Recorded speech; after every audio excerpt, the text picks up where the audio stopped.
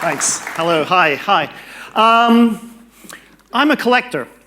I collect unusual things. I'm particularly interested in objects and memorabilia that belong to famous individuals. And I wanted to bring along a piece from my collection to try out something with you as the audience. I haven't done this before, so it'll be interesting to see how you respond. I have here, it's a beautiful cashmere cardigan. Now it's been washed, and it was owned by a very famous individual. And I wonder, here's a proposition. How many of you would be willing to put the cardigan on for, say, £20? Put your hands up if you'd be willing to do so. That's excellent. Good. Now keep your hands up if you would still wear the cardigan if you were to discover that the owner was none other than the serial mass murderer, Fred West. Okay. Now there's always a couple who resolutely keep their hands up. You might want to look at the people around you who are now regarding you with some degree of suspicion. Of course, you don't have to put your hand up. It's not Fred West's cardigan, it's my cardigan. But the belief that it is a piece of clothing that has come into intimate, close contact with a killer is sufficient to trigger in most of us a sense of repulsion, repugnance, as if a moral act could be almost physically manifest and could contaminate a piece of clothing that could potentially influence us. And I regard that kind of thinking as supernatural. It doesn't seem to fit any natural laws of contagion as we currently understand. And remember, the thing was cleaned. And I'm interested in why do we believe in the unbelievable? Why do we have supernatural beliefs? Now, clearly, a lot of beliefs come from culture. Richard Dawkins has famously argued that we are indoctrinating our children with beliefs as part of the religious process. But the killer cardigan, I think, is not obviously connected with a religious belief. And there are many others. For example, 9 out of 10 people here believe you can tell when you're being watched from behind. It's a very common belief. But again, it's not one which is supported by any evidence. We'd have to rewrite the books on vision. And the evidence for it is, of course, it doesn't happen. It's pure chance. So where do they come from? Well, I don't think necessarily that we're indoctrinating children. Maybe it's the other way around. What if? What if it is the case that maybe the children are coming up with these beliefs, and these are forming the basis of later adult supernatural thinking? And this is why they're so prevalent. If you did the thought experiment of taking kids and raising them on an island by themselves, I guarantee you it'd be like Lord of the Flies. They develop their own belief systems. They don't need adults there to tell them how to think. And it's because it's the way the brain operates. And I've called this the super sense, the sense that there are supernatural dimensions to the world. Entities, energies, whatever you want to call them. And so my research agenda is to try and trace the origins of these beliefs in children. So here are just 3 areas of research that we do in our lab. The first is mind-body dualism, which is emerging around about 4 years of age. Indeed, most adults have this notion. That is, the mind is separate to the body. But we know in neuroscience that the mind is definitely a product of the brain, because if you alter the brain functioning, then the mind is also affected. But if you hold a strong dualistic position, then that allows you to entertain the possibility that once the body and brain have gone and the mind isn't tethered, maybe it can survive death. So we're currently researching belief in the afterlife. Sympathetic magic. That's the notion that things that look alike are connected by some underlying causal sympathetic process, so that if you act on one, you can affect the other. Now, this can be traced to alchemy. It can be found in early folk remedies. So they used to think that plants which resemble parts of the body could be used in the treatment of the ailment of those parts of the body. And of course, it's the basis for voodoo practices. If you want to hurt somebody, you simply have to make an effigy of them, then you damage the effigy, and your intended victim is also affected as well. And we've shown that children below 4 years of age, if you take a photograph of an object and put the object in a different room, if you alter the photograph, they tend to think the object has also been affected. But it's the last area I want to talk about, because this is what I'm obsessed with at the moment. It's essentialism. And that's why I started with the killer cardigan effect, because I think what's going on in that, when you don't want to wear other people's clothing, or you're worried about the fact you might become contaminated, I think it's because you're inferring there's a hidden property in the clothing. So essentialism can be traced to Plato. He talked originally about some immaterial component of reality. He called it form. But I think it's most familiar to us as this term essence. So to give you an example of essence, I would imagine there are many people in this room who are married and wearing some form of jewelry. And hopefully, if you're happily married, you wouldn't readily switch that ring for an identical duplicate, would you? I mean, it just seems wrong. And we've teased this apart from various kind of thought experiments. What about if you had a simple gold ring and we had a pile of gold and we simply transposed each little piece of the ring until it eventually contained none of the original material? Now, in that situation, most people's intuition is it's the same ring even though it has none of the original material. It's as if this sort of whole is greater than the sum of its parts. But if you were to do that transposition instantaneously, then people would feel that there's something not quite right there. So I think we imbue the physical world, objects that we feel strong emotional connection with some property that is what I call the essence. And everywhere I look, I see essentialism. I see it in all the isms. I see it in sexism. I see it in ageism. This idea that we categorize people with some underlying hidden property which makes them who they are is what I would argue is essentialism. So we've been studying this experimentally, the origins of this in children. And of course, the first sentimental objects that you find in the West are the teddy bears and the blankets. Now, about 2/3 of children in the West form an emotional attachment to one of these objects. And we think it's to do with sleeping practices, because when you separate the child after the first year, they typically self-soothe themselves in the crib with whatever they find, which is usually a blanket or a teddy bear, which, by the way, is why you don't find these as common in the Far East, because traditionally children will sleep with their mother well into middle childhood. But what starts off as a simple kind of association, these objects take on a new property, a new quality, because the children start to think of them as sentient. These toys get lonely, they have feelings. And any parent there who's ever had the misfortune to have their child lose their object will know this is equivalent to a family tragedy. Here's a wanted poster in a park in Bristol where I live, trying to relocate these objects. And I've heard examples of call-outs on the radio, television, police being called in to try and find and relocate these objects. They're that important to the child because they will not accept a duplicate. There's something which is irreplaceable about them. So we wanted to investigate this notion of the authenticity, the originality of these objects. What is it?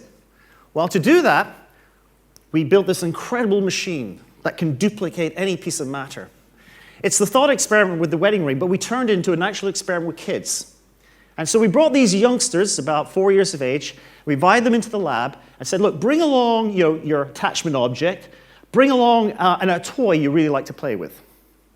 And then the experimenter explained, look, the university has spent a large amount of money building this machine, and watch how it works. And we would take an object and place it in the first box and then close it up, then activate the machine, it makes a noise. And then after a couple of seconds, the second pod starts up by itself, makes a noise. The experimenter then opens it up, and lo and behold, there are now two identical objects. And we ask the children, what do you think is going on? And they say, well, it's like a photocopier. Well, they don't use the word photocopier. They say it's the same, it's a copy. It's like a 3D printer. When, of course, what's really going on is we've got someone behind who's surreptitiously moving the objects around and replacing them. So it's a conjuring trick. But the real question of interest is, how do they behave when they think an object that they own is about to be duplicated or has been copied? Well, if it's simply a favorite toy, then given the choice between the original and what they believe to be a duplicate, they actually think the new copy, like a 3D printed object, is cool, so they want the new toy. But if you threaten or offer to put their attachment object in, they either won't let you do it, or if they do put it in the box, then they want the original one back again. There's something that cannot be replicated, something that cannot be duplicated. And they often don't want the integrity of the original being violated. So we studied this issue in slightly older children, so these are 6-year-olds now, and this time we showed them two objects. It could be a metal goblet or it could be a metal spoon, and we said, well, this object is valuable because it belongs to a famous individual, Queen Elizabeth, who they knew, or this object is valuable because it's made of silver, and silver is a precious metal. We then went through the whole process of duplicating them again, and now we have two objects in front of them, and we say, okay, how much do you think each is worth? If they thought that the object was valuable because it was made of silver, then they thought the duplicate was of equivalent value. But if the object was deemed to be valuable because of who owned it, then the original was worth far more than the copy. And of course, this is the basis of our reasoning all the time as adults about things which we covet, objects which we think are important. And this is traced right back to early civilization. So, for example, on the left here, we have a piece of finger bone from Doubting Thomas, which is now a shrine in Italy somewhere. And pilgrims would travel great distances in the belief that these objects had magical powers. But of course, you don't have to be religious to have this obsession with objects. This is a piece of bed linen that you could have bought off eBay that Elvis Presley apparently had slept upon, and there's a ticket of authenticity. So we value objects by dint of their connection and their physical connection with other people. Now, this is, if you like, positive contagion. Of course, the flip side of positive contagion is not memorabilia, but murderabilia. Now, that may not be Fred West's cardigan, but you can go to a museum in Gloucester, and this is Rosemary West's, his wife, and his accomplice in crime. This is her corset. And I don't think even you in the audience who's willing to wear his cardigan would willingly put on her corset. There's something which is really very creepy about this. And it's not just the emotions of people. We value and covet objects which feel part of who we are. And for many of us, who we are is the land of our origins. So this explains why companies are selling soil from the Holy Land and water from the River Jordan, bits of debris that they find on the land, because they have the essential connection with the land of origin. And I was at the tomb of Francis of Assisi, and on that particular occasion when we were down there, there were lots of pilgrims crammed into this vault underground. And at one point, a priest came in with a water that he had just drawn from a fount in the courtyard, and he was watering the flowers, and as the water trickled over the flowers, it trickled down the tomb, and the pilgrims were forcing their hands through the iron bars to wet their fingers with the water so they could imbibe it. If that isn't supernatural thinking, I don't know what is. But let me take you to a darker story. What could be more essentialistic than not imbibing or wearing the content, but actually imbibing a person? And so this brings us to the very dark tale of Armin Meiwes. Now, when the police burst into his isolated farmhouse in 2002, they found him eating the remains of his victim, Bert Brandes. Bert Brandes and Armin Meiwes had met on a forum, on a chat room that was obsessed with cannibalism, fantasizing about it. And Armin Meiwes had advertised for a male, 18 to 30, that he wanted to eat because he wanted to have somebody inside him, literally. And actually, remarkably, they got something like 30 replies, but Bert Brandes went through with it. He went out to the farmhouse. Now, I don't need to, you just had lunch, but I don't need to tell you about all the gory details. It's pretty grim reading. But for me, what's really fascinating about this is that in the police interviews, he described the process of eating this victim, that the more he ate of him, the more he felt he was taking on his memory, and his English was getting better because Bert Brandes had spoken perfect English. Now, you don't have to be psychotic killer or victim to have these beliefs. Many transplant patients also report that they think the changes in their personality reflect the fact they're taking on aspects of their donor. This is a much more amiable Linda and Ian Gammons, who I interviewed in 2006. Ian had kidney failure, and luckily his wife had a matching kidney, and she donated it to him. And 6 weeks later, he started to feel so much better. Indeed, of course he would. He's a transplant patient. But for a significant number of them, and certainly for Ian, he felt his change in personality was because he was taking on his wife's characteristics.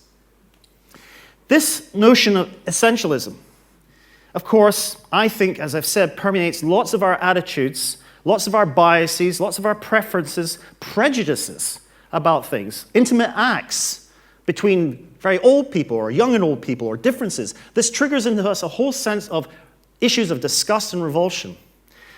Copulation, in particular, is an issue which triggers notions of essentialism. In Taoism, the act is considered to be an exchange of essences. And this kind of belief system, I think, is at the root of what was an abhorrent crime a couple of years ago in South Africa known as the virgin cure myth. The belief was that if you were HIV positive, you could cure yourself by having sex with a virgin, and there was typically young children who were killed. And this is a poster campaigning against this atrocity. Now, this is a fairly rare event. It wasn't that common.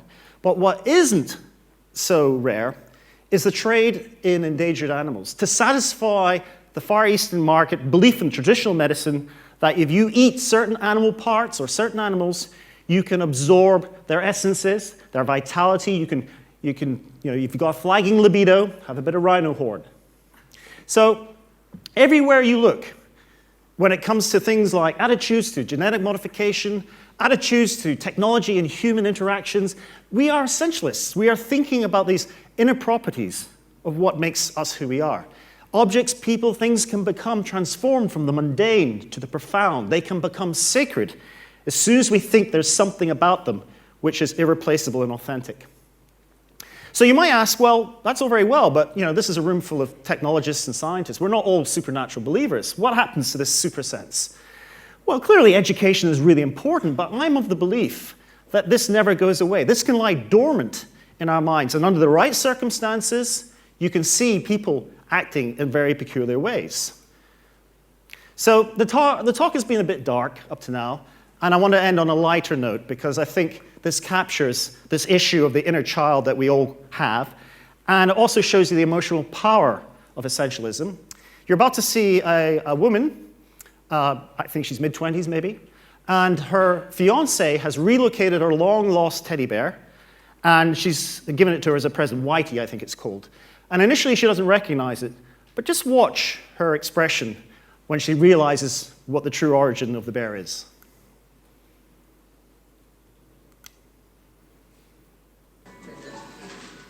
I'm nervous. That can be listen. Can be. Oh.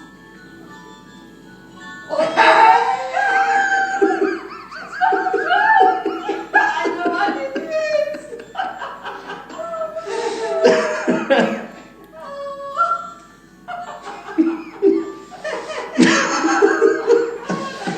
God. Yes. I smelled it and I knew exactly what it was. Oh my God, it's Thank you very much.